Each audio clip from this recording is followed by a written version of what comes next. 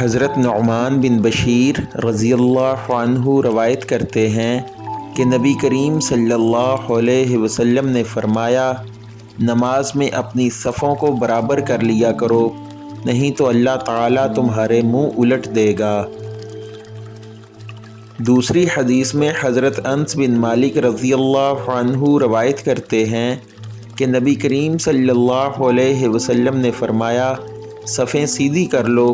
میں تمہیں اپنی پیٹھ کے پیچھے سے دیکھ رہا ہوں۔ تیسری حدیث میں حضرت انس بن مالک رضی اللہ عنہ روایت کرتے ہیں کہ نماز کے لیے تکبیر کہی گئی تو رسول اللہ صلی اللہ علیہ وسلم نے اپنا منہ ہماری طرف کیا اور فرمایا کہ اپنی صفیں برابر کر لو اور مل کر کھڑے ہو جاؤ،